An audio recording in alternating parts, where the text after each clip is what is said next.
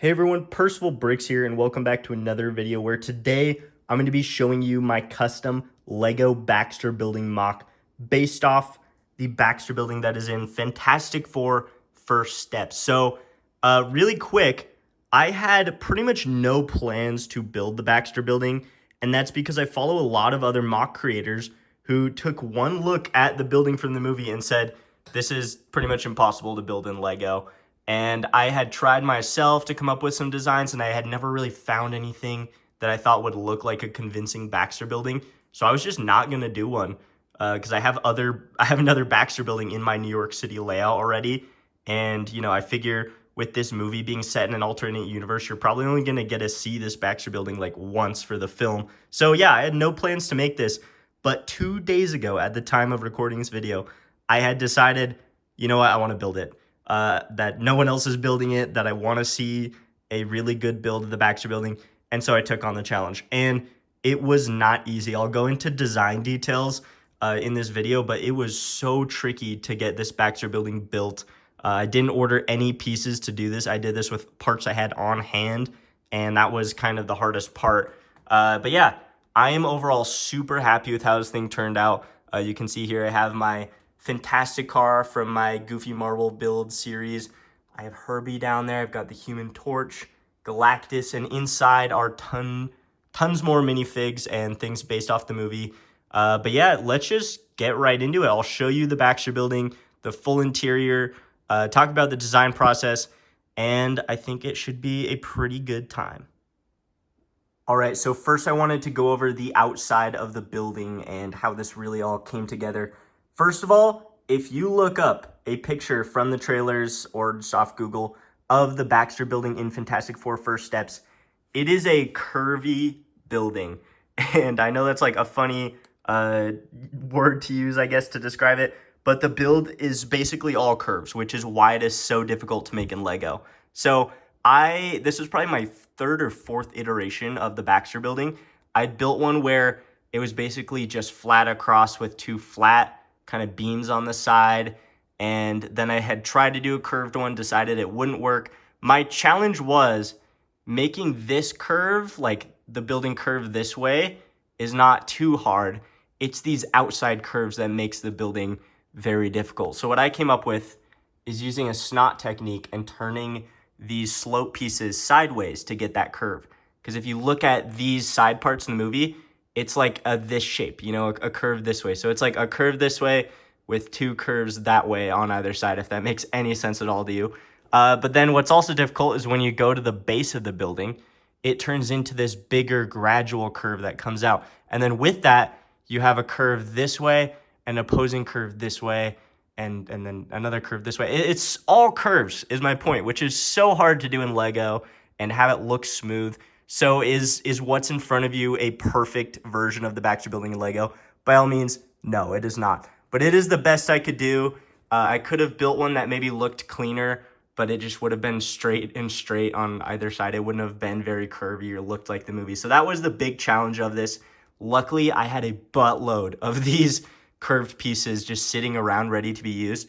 But as far as the windows and where I got all the gray bricks from for this build, I had to tear apart my old Avengers Tower mock, which was a little sad, but that is the joy of Lego, is that you can repurpose everything and always be building new stuff. So yeah, I'm overall pretty happy with my Baxter building. The exterior, I think, looks pretty great. Just real quick, some fun things was making the four. Obviously, I knew that was something I had to do, and a pretty fun technique to get that down. I do love these curves. I wanted to make them even more rounded, so I use these like rounded cylinder pieces on the side of it too, so you get some really good angles when you look at this building. I have the two antennas that I think were only in like one trailer. This here, these like oval like eye shape pieces in this level, getting those to curve with the building there was pretty difficult, but I am very happy with how those look. I have the gap in the building that's present in a lot of the trailers. Again, you have that curved shape there, this curve here, and then you have this kind of like, I don't know, atrium area at the bottom, which I know this goes into a much longer curve and that this disc thing should be further down. But I was just trying to get all this fit on a, one singular base plate. So yeah, I think this looks pretty incredible.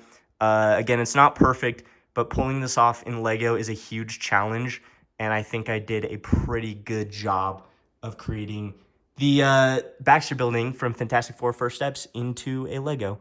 And yeah, I don't know, I'm still admiring this thing. I literally finished it like a few hours ago. So I love looking at this. I'm so excited about it. And I'm excited I got it done in time. That was really the real challenge. I stayed up until 5 a.m. Making sure I had time to work on this and get it done for this video. Because that's the other thing. I've not seen the movie yet.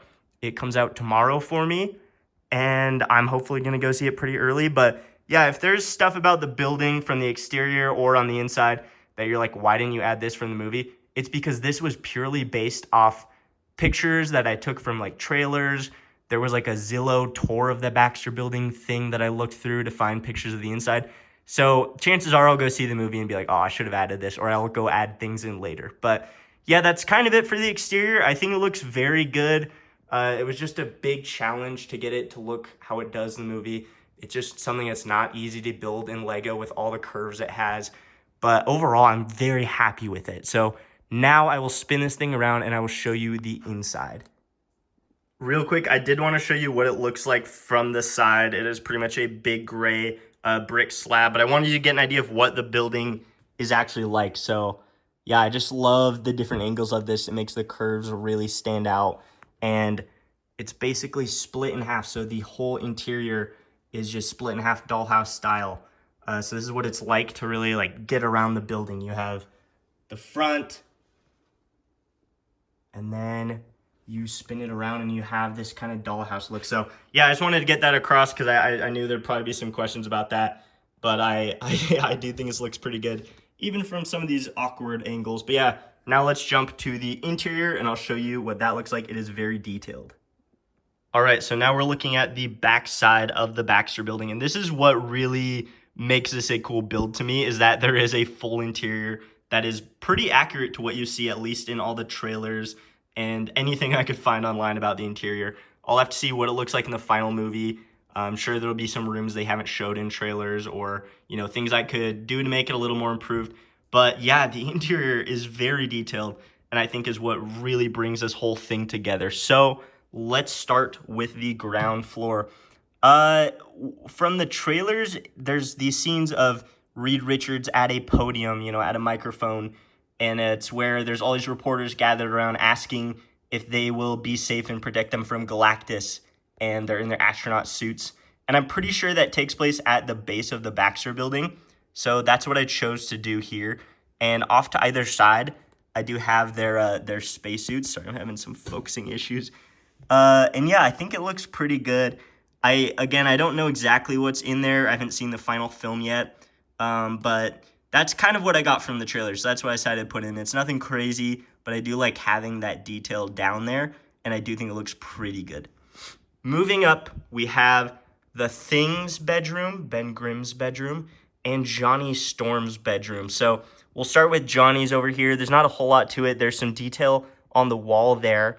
This is actually something my brother-in-law printed at Masterpiece Custom Designs, and I just thought it kind of had this like 60s look to it. I think it's supposed to be like a carpet, but it does work for some like 60s retro wall art.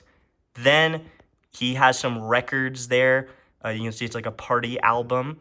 He has some bubble gum. He's got his bed there, which is of course Fantastic Four colors.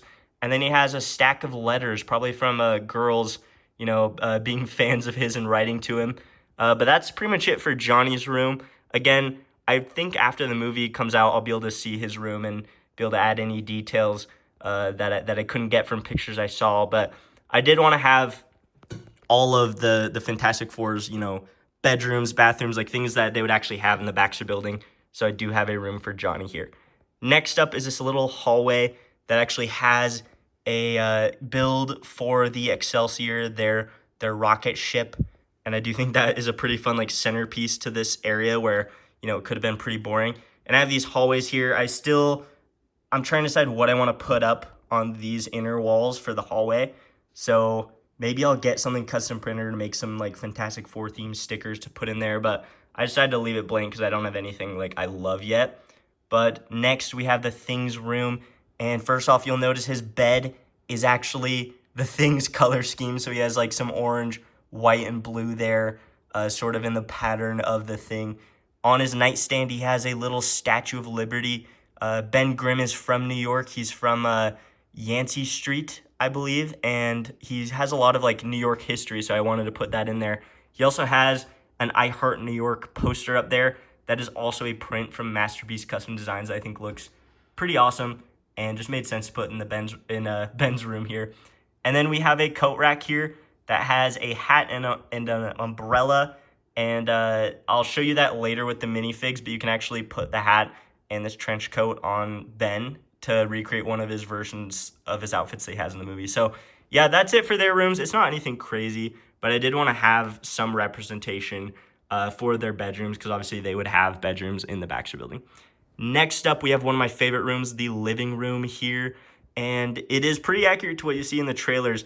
But real quick, I know people are going to point it out. Technically, the living room and the kitchen are on the same floor.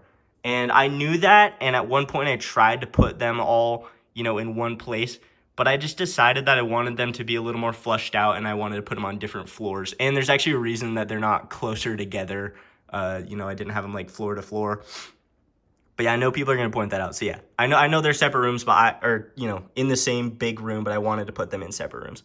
So with the living room here, you have their fireplace. That's obviously like this cool centerpiece to the room. And then the blue couches that go all the way around. And it's like this sunken in, I think they call it like a conversation pit or something like that. But I do think that looks really good. And so you can see the floor raises up here. I have this pretty cool pattern with all these like gray round tiles and these great pieces that I do think looks pretty like 60s retro and adds a lot to this area. And then we have tons of shelves around. You can see there's some plants in the corner. You have these like little kind of coffee tables off to either side. Again, I'll probably put a little more on these shelves, but I did complete this thing like literally today, so I'll probably add little details after I see the movie. But all around, the living room I think looks really good. It definitely looks a lot like what it's supposed to look like. So if you watch the trailers, or hopefully it'll be in the movie for a significant amount, I think I kind of nailed the look of this. At least of the fireplace and the conversation pit, I think that is all pretty good. And I do have Johnny sitting next to the fire right now. Man, I just love this floor. It's definitely one of my favorites. Moving up, we have Reed and Sue's bedroom, the bathroom, and Franklin's crib. So I'll start with the bed. It's like this round bed, and it's based off what you have seen in like one of the trailers. I don't know whose bed it's supposed to be. I think it's Reed and Sue's, but it was rounded, so I wanted to put that in there. You can see they have a nightstand. Sorry with my focusing issues. My new phone is kind of annoying me, to be honest. But you have a nightstand there, and you've got a lamp there. You've got some art on the back. Those are official Lego stickers from a Lego store set, and I think they kind of fit like the 60s theme and like kids' room theme. And then onto this side, there's a lot of fun details. You have Franklin's crib that has, of course, lots of like planets hanging above it. And I do really like the look of that. It's pretty simple, but I think it does the trick. And then in the corner, you have some toys on the floor, a ball, and then like on the shelf, you have a little astronaut figure, another rocket ship toy, and then that blue and white and orange stack of studs there is actually supposed to be a Thing action figure. I like to think that the Thing action figure is very popular in this universe, and even Franklin wants to play with it. So that was my thought with that whole area. But I do think it looks pretty good. I knew I needed to have an area with Franklin's crib. I think he's going to be a big part of the movie. So this is fairly accurate to what you see in the film. I think it might be in a separate room, but I just decided I didn't want to put up a second wall here. I did a wall for the bathroom, but I wanted to have it all in one room, because often like parents will want to be in the same room as their children. Now we have the bathroom. This was not anything crazy, but there's a mirror back there. You have the toilet, obviously. You have a sink, and there's like a little control pad. Maybe it controls the lights. Maybe that's why they're off in this area. I just didn't really care to add the bathroom. I think it looks pretty fine. But yeah, this whole area. To be honest, I didn't really want to take up any space with the bathroom. I wanted to do it all as like one whole floor with their room. But I figured I did need to have a toilet somewhere in the whole Baxter building. I mean, otherwise, where would they go to the bathroom? So it is on their floor. I guess Johnny and the Thing have to go up to their floor to use the bathroom, which is kind of funny. Now we have this gap area, and there's nothing here. in real life, I know there's a balcony somewhere in the Baxter building that you can see from the trailers, but there was no good place to add it, and I didn't want to put rails in this area because it kind of like, you know, it would ruin the look of how it looks from the front. So there's nothing really going on here, but I just want to mention it. It is there. Next, we have one of my other favorite rooms. I don't know what this room is called, but you can see it in the trailers and in the Zillow tour.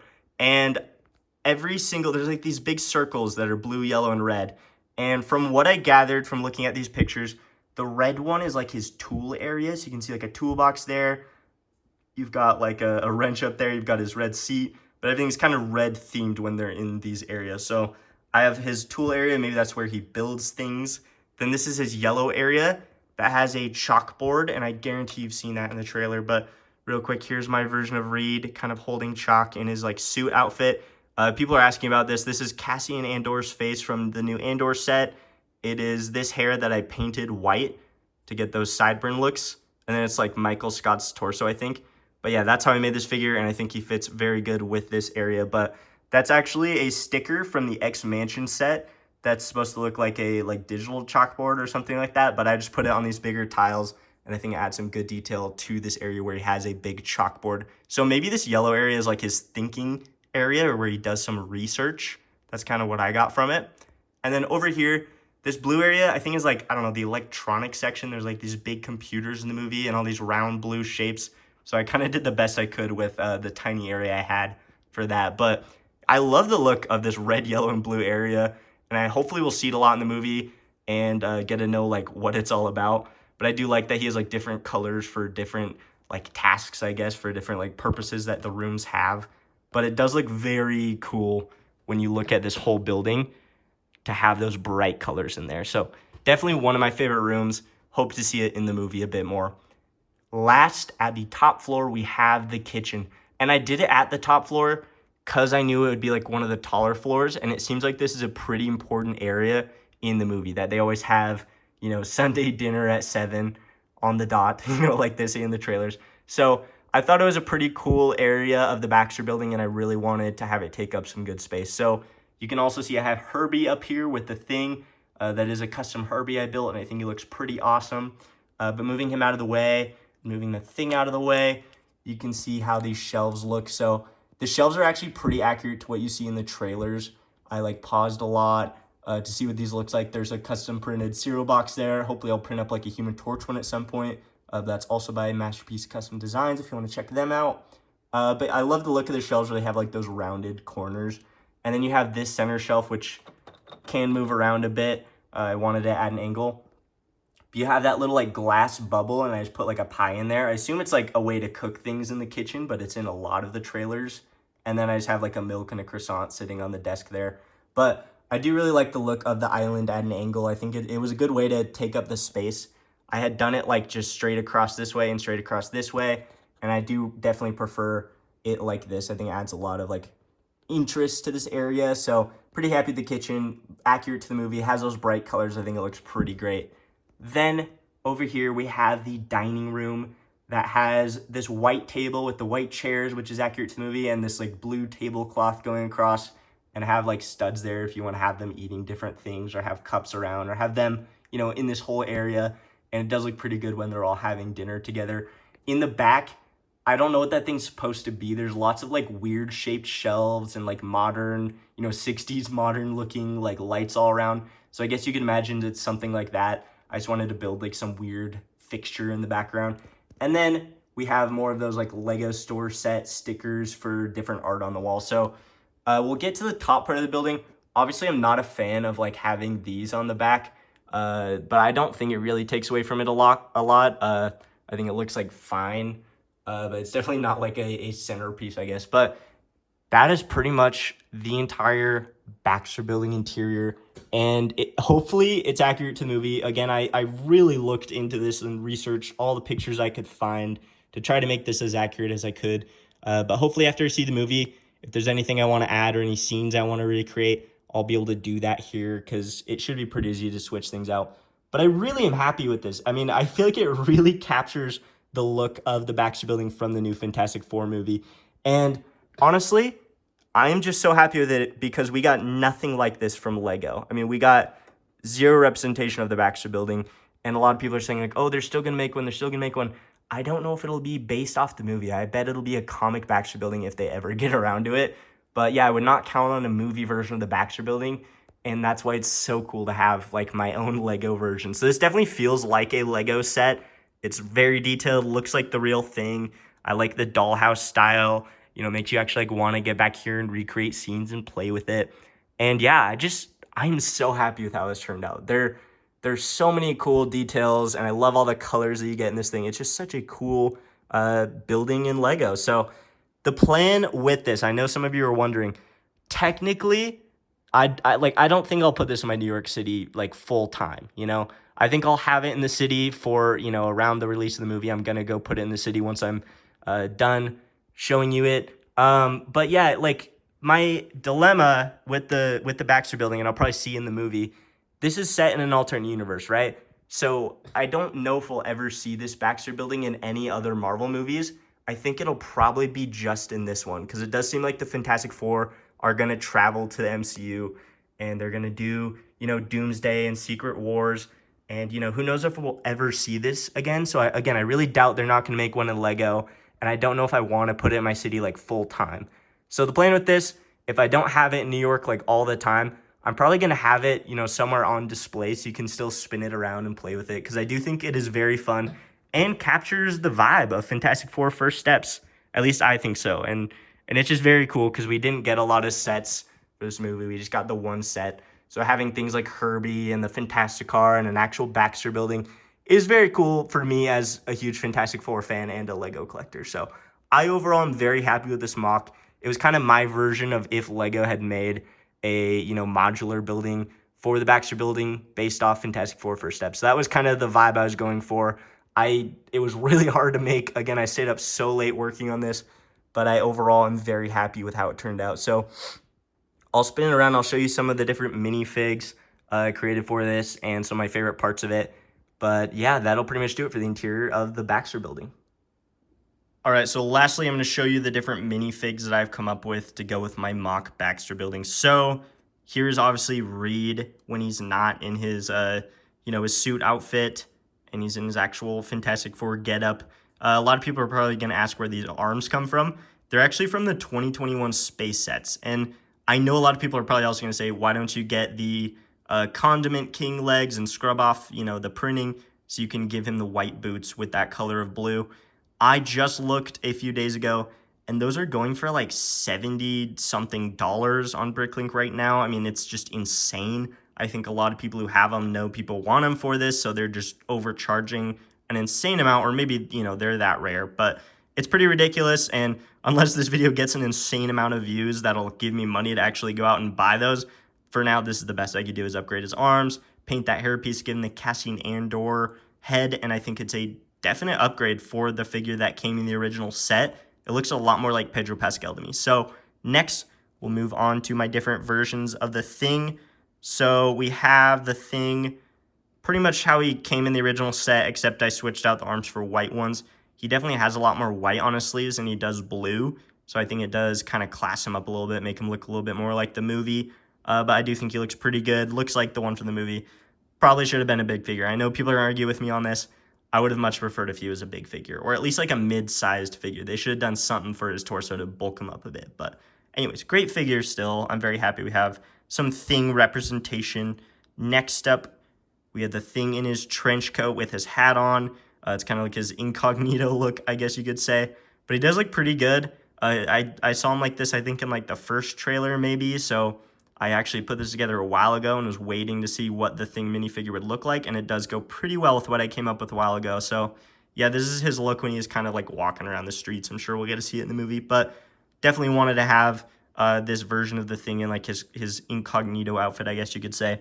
Next, we have Sue Storm here, who again, I upgraded her arms and gave her those arms from that 2021 space set, which does make her look a lot better. And yeah, those legs would look awesome with her. Hopefully I'll be able to get them at some point. Doubt they'll ever go down in price though. And we have Franklin. This is obviously just the Harry Potter baby. I don't have like a flesh tone baby minifig. I don't know what you'd call those. So maybe if I get one eventually, I'll swap them out. But there's like a newborn baby Franklin, I guess, to go with Sue there. Then we have our Johnny Storm. Same thing as the thing. He has a lot more white on his outfit, on his arms, than he does blue. So I gave him the white arms, and I think they look pretty good. Gave him a different head. I forgot who that originally came with. Maybe like Chandler from Friends. No. He was on the Andrew Garfield Spider-Man minifigure. That's what it was. But I do think it looks a lot better for him. I will probably swap out his hair if I can find one of those like other hairstyles I've seen people use for him. But all around, I think it looks pretty good. Then we have our on fire, flamed on version of the Human Torch here, which I created this whole like flame thingy. I think it looks pretty good. I forgot where I got this from. Oh, hold on, let me refocus. I hate this freaking camera sometimes. Yeah, I can't remember where I got this from. I'm sure a lot of you know which one this is, so drop a comment if you know, or maybe I'll drop a comment later and tell you. But it is a pretty awesome print there for the Human Torch, and when you combine it with this, I do think it looks pretty good and pretty swooshable, till you drop it on the floor. Sorry.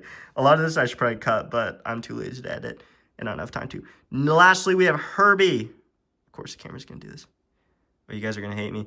Last, we have Herbie, who uses like a droid middle section and then some skeleton arms, little half plate there, some clips, little bar piece, another bar piece for his head, this new piece which works perfectly for Herbie's shape of his head there, and then these two like cylinder cone pieces. So I'm very happy with this version of Herbie. I do think it looks a lot like what we get in the movie. He's like the perfect height when you compare him to other minifigures, I think. I think he just looks pretty awesome. So I'm very glad I made a Herbie to go with my Baxter building. I had an older one, but I'm really glad I redid it to look more accurate to what we get in the movie.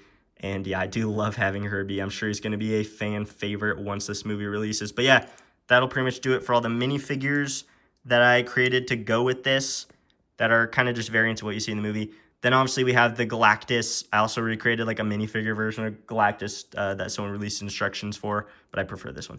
So I have it next to the Baxter building here, which looks pretty cool. And the Fantastic Car. I hopefully will redo this to do like a closed top version at some point, but I'm pretty happy when you pair that up with the Baxter building. So that is all I have for minifigs. So here is my Lego version of the Baxter building with all the minifigs, the Fantastic Car, Galactus, just how it all looks together. And again, I am very happy with how it turned out. I built this without ordering any parts, just, off the cuff based on what I could find. And I think this is a pretty great recreation of the Baxter building. I am now realizing I talked for like almost 30 minutes straight, so I'm really sorry. But hopefully it was cool to hear some detail about how I made the Baxter building, the minifigs, the interior, just everything about it. I also didn't really mention the lighting. We just put the lights in, so I haven't even seen how it looks in the dark. So hopefully I'll post some pictures or make some videos online later. But to end off this video, I wanted to go put it in my New York City layout, just so you can see how it looks. Again, I don't think it'll permanently be there, but I do think it'd be pretty sweet to see this thing with the rest of the building. So let's go do that now. All right, so we're here at the front of my Lego New York City layout. I love this build. If you haven't seen my videos on it, go ahead and follow me. And I do a lot of like real New York buildings mixed with Marvel ones. So that's what you're seeing here. But you're probably wondering where I'm gonna put this thing. In the movie, it looks like it's right along the Hudson River. So for the best place I would probably put it, if I was going to permanently put it here, would be right where the UN building is. Because you can see with the bridges, like that's where the water would be. It's close to the Empire State Building, but before Central Park. So this is probably like the ideal place for it. But because it's like cut in half, I wanted to be able to see the back of it. And I didn't want to switch out the UN building because that is one that I need to have here in New York City. So I put it way back here in just an open spot around Central Park. And I do think it looks really good. So yeah, is it where it should be like in the movie? Not necessarily, but I do think it looks pretty great being here in my city. So it is right next to Fisk Tower, right in front of Central Park. You can see Galactus is there in the street with the Fantastic Car. The building is lit up. It looks so good. Man, it looks pretty awesome in comparison to some of my other buildings. It makes me like realize how tall my New York City is. And you can see my comic version of the Baxter building here. That is very large. So that is what I permanently have in my city. But yeah, I really love the look of this. So let's jump around to the back and you can see how it looks all lit up in the city here. So why I like it here is because it's along the edge of the table. So, it kind of makes sense for it to be cut in half. If I threw that in the middle of the city somewhere, you just see like this whole back half of it just in the middle of the city. So I do like it here, actually, even if it's temporary. But you have like Wilson Fisk's office that also is similar, where you can like look right in from the side, and then the Baxter building. So yeah, just being in the city, it also looks a little more well lit, like just being close to the lights and everything, and having the city in the background does make it a lot of fun. But this is probably how I'll keep them posed up. I got a lot of like different TikTok videos to film with this to really like show it off. I'll probably record things with like audio from the movie or from the trailers, showing different parts of the Baxter building. So hopefully like get people to keep being excited about this and be excited for the movie. But yeah, overall, I am so happy with how this mock turned out. I'm kind of impressed that I was able to finish it as fast as I did. And a lot of people criticize buildings in New York City for not having full interiors. So I wanted to take a crack at one that had a really detailed interior. And actually, quickly, the reason why most of these don't have interiors, like the Empire State Building, for example, is they're in the middle of my city. There's not a great way to access them, to even look inside. And the windows on the buildings are so small that you just like would never be able to see it. So building a very detailed interior like this and then kind of locking it away forever is kind of a waste of parts, in my opinion. So again, it's pretty cool to actually be able to do a building where it makes sense to have a very detailed interior and an interior that you can see very well. So yeah, I love having the Baxter building in the city. I do kind of really want it up in a prominent spot like back there, but I think this does the trick for now. And again, I'm overjoyed with this. I haven't really had time to like sit with my creation yet and like play around with it. So I'm very excited to just mess around with it now that it's in the city. So that is my Lego Baxter building. Thank you so much for watching this pretty long video. Hopefully it was enjoyable. Hopefully it gets you excited for the movie. Or if you're coming here after you saw the movie, hopefully, it still holds up and everything. But I'm such a huge Fantastic Four fan and just so excited for the movie. And I knew I had to do this, and I'm pretty happy with the result. I think I pulled it off pretty well. But yeah, you'll probably see a lot more of this thing. But if you stuck around to the end, thank you so much. Again, I'm so sorry. I ramble a lot. But once you create something and put this much time and energy into it, and it's finally done, it's pretty exciting. So I was very excited to talk about it and do a video on this and show it to you all. So thank you so much for your support as well. I've just grown so much.